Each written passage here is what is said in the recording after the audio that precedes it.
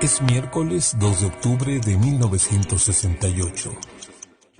La sociedad civil se organizó para reclamar, entre otras cosas, el cese a la violencia ejercida por la policía y el Estado y la autonomía de la universidad.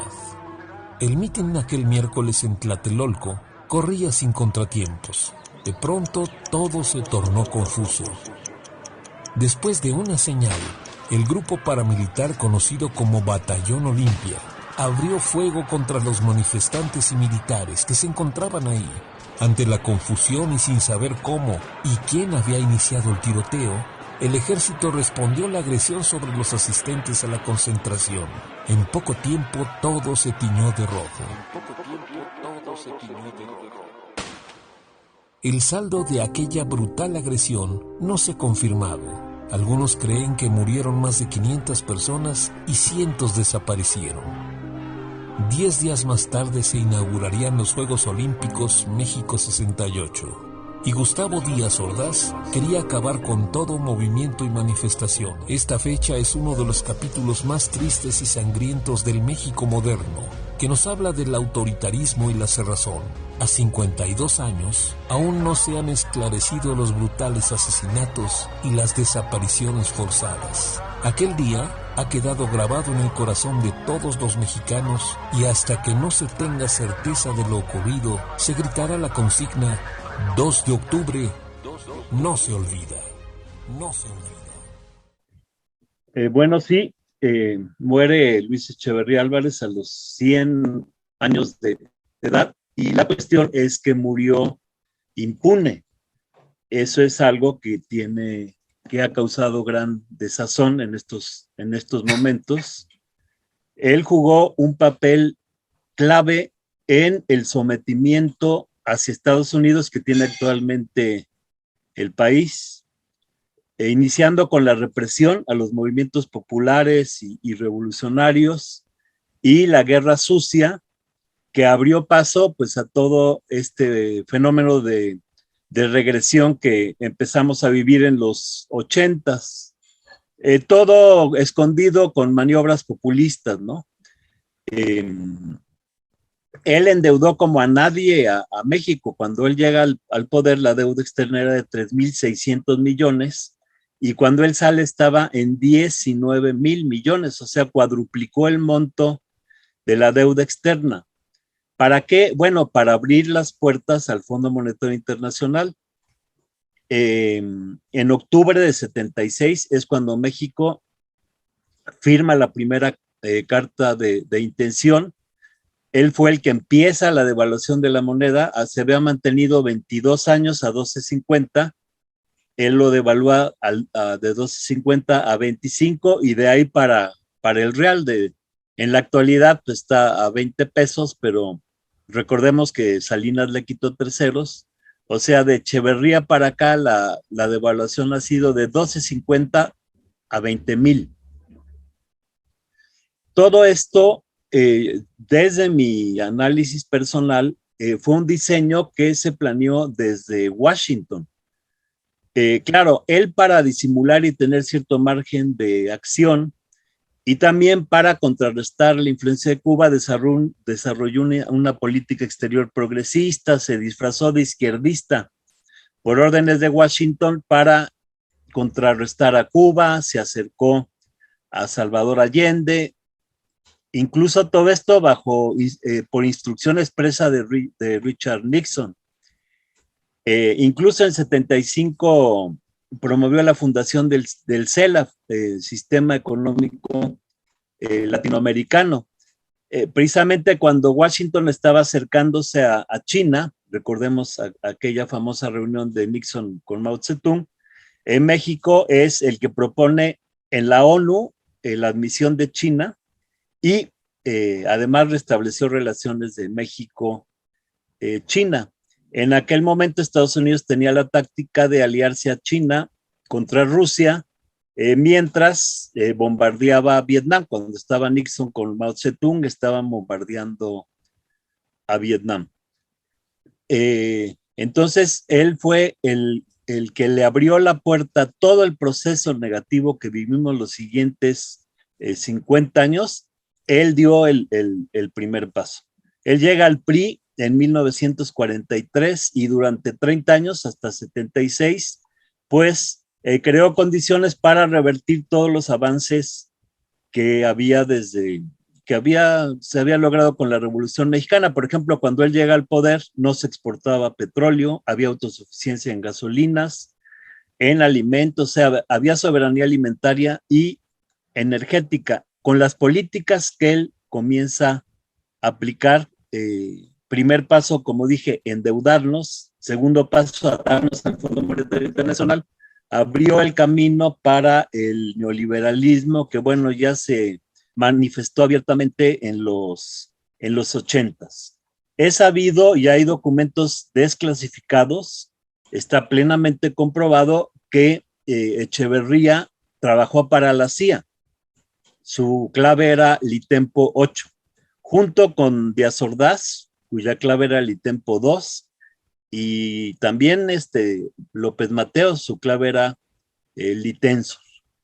Él fue reclutado por Winston Scott, que era el jefe de la estación de la CIA en México, y desde los 60 prepararon el camino para el sometimiento de México. Hicieron un plan a 50, 60 años. Y parte de este plan fue esta guerra sucia para acabar con los movimientos sociales, la represión contra la prensa, y así poder lograr sus planes. Recordamos muchos eventos de los que él es responsable, por ejemplo, de la obligada renuncia del rector del UNAM, un magnífico rector, Pablo González Casanova, que renunció en noviembre de 72 por un movimiento de provocadores que impulsó el mismo Luis Echeverría.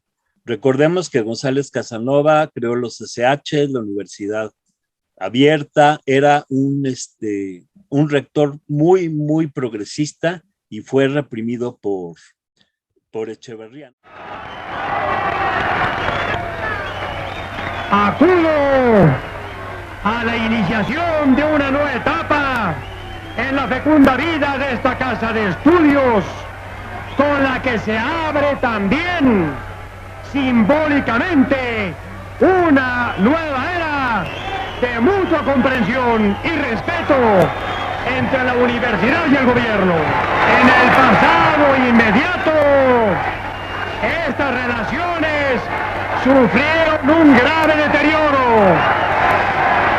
Sin embargo, mi gobierno aceptó el reto del diálogo, no de la gritería anónima. Escuchen lo que les voy a decir. Ciertamente, desligar el proceso de modernización de nuestros verdaderos objetivos equivale a consolidar la dependencia de los países imperialistas a los que ustedes les hacen juego. Ustedes. No solo reprimió a los estudiantes y a los campesinos. Recordemos que en los 60s había un gran auge en todo el país de movimientos de estudiantes, de campesinos, incluso de obreros, y había que aplastar esto. Por ejemplo, una de las represiones más salvajes fue la que hizo contra los electricistas del SUTERM. El 16 de julio de 76 metió al ejército y hubo muchos electricistas muertos. Recordamos que esto sucedió cuando la huelga de los electricistas que encabezaba Rafael Galván y que se movilizaron a lo largo de 75 y de 76. También se caracterizó por reprimir al sindicalismo independiente y a muchísimos militantes. Recuerdo, por ejemplo, a Joel Arriaga, ¿no?, que fue asesinado por órdenes del régimen de Echeverría en julio de 72, en contubernio, claro, con los grupos de ultraderecha poblana y el Frente Universitario FUA y el Yunque. Él había sido objeto de represión, estuvo preso desde 68 hasta 71 y saliendo de la cárcel fue asesinado.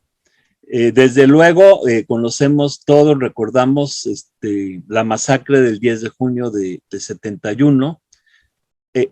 Hay que hacer notar que tanto la matanza de 68 como la de 71 fueron planeadas y operadas por Echeverría. En 68, Díaz Ordaz se responsabilizó y desde luego él dio la orden, pero el que manejó todo tras bambalinas fue Echeverría, y en 71 abiertamente le organizó la matanza del Jueves de Corpus, en la que todos sabemos cómo cuerpos paramilitares llamados halcones mataron a sangre fría pues a más de 100 jóvenes.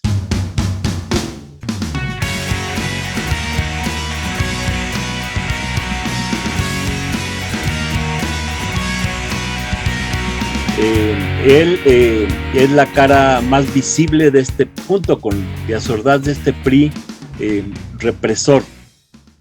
Se convirtió en el primer expresidente en acudir a declarar en calidad de indiciado ante la Fiscalía Especial por la matanza 68 y 71, pero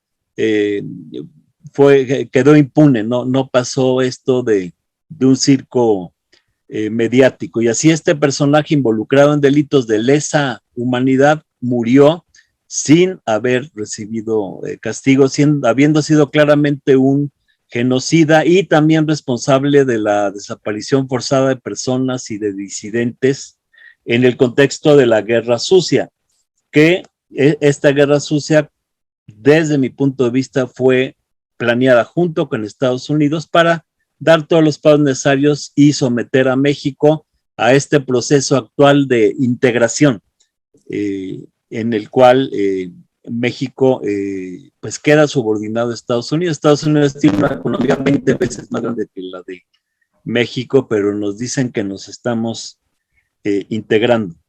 Entonces creo que Echeverría forma parte de un plan de 50 años. Cuando él llega al poder no exportábamos petróleo, éramos autosuficientes en gasolina, alimentos, y después de toda esta obra regresiva que comenzó con el endeudamiento, pues llegamos a la situación tan trágica que vive México por el neoliberalismo. Y bueno, él trató de perpetuarse en el poder. Hubo alguna intentona de reelegirse, pero que desde luego no pudo prosperar.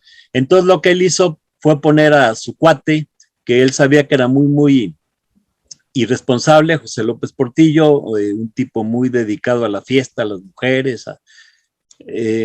Entonces él pensó que a su amigo lo podía controlar. Entregaré con toda mi esperanza, con toda mi certidumbre de mexicano, el mandato supremo de la República a José López Portillo. Y para ello le dio la presidencia estando López Portillo muy débil. Recordemos que en aquella época hubo 7 precandidatos, le llamaba Rubén Figueroa la caballada, y decía que la caballada estaba flaca. Y bueno, el caballo más flaco era López Portillo. Echeverría le hizo creer a Mario Moya Palencia que él era el bueno, ya hasta tenía los sótanos de la Secretaría de Gobernación llenos de propaganda, etcétera. Y nadie se imaginaba que fuera a ser López Portillo, que inició el sexenio como subsecretario de Patrimonio Nacional, de ahí pasa a la Comisión Federal de Electricidad, y luego asciende. Entonces era un personaje con un perfil muy, muy bajo, que incluso él confiesa, López Portillo, que cuando lo mandó llamar Echeverría, él creyó que era para correrlo, no para darle la candidatura. Poniendo un candidato tan débil, él tenía planeado perpetuarse en el poder. Sin embargo, bueno, le salió el tiro por la culata. Todos sabemos que terminó como embajador en Australia y en las islas Fiji. De modo que sí es importante pues estudiar. Creo que hay que abocarnos a un análisis integral de lo que significó Luis Echeverría para México, y creo que ha sido uno de los personajes más oscuros, regresivos, represores, y desde luego que merecía castigo, pero en México hasta la actualidad a ningún expresidente se le ha llamado Podríamos realmente decir, a juicio. Sí. podríamos decir que hoy, en este sábado de julio, ha muerto un traidor a México. Desde luego, él operó junto con Estados Unidos todos los planes que han llevado a esta situación tan regresiva de los últimos 40 años. México en los 60 era otro. Cualquiera de nosotros que ya tenemos años, podemos recordar, ¿no? Y todos los fenómenos que han pasado a partir de entonces han sido muy negativos. Y el que abrió la puerta a todo esto fue Echeverría con su... El primer paso fue endeudar al país y ponerlo en manos de los organismos financieros internacionales, junto con la represión para acabar con la resistencia. Pablo, pues te agradezco muchísimo por este perfil que va más allá de lo del 68, de lo del halconazo, de lo de la guerra sucia y todos estos aspectos que hay que tener muy en cuenta en la vida de este personaje que muere de manera impune hoy a los 100 años de edad. Te agradezco muchísimo. Gracias, Rubén. Muy buenas tardes. Gusto en saludar.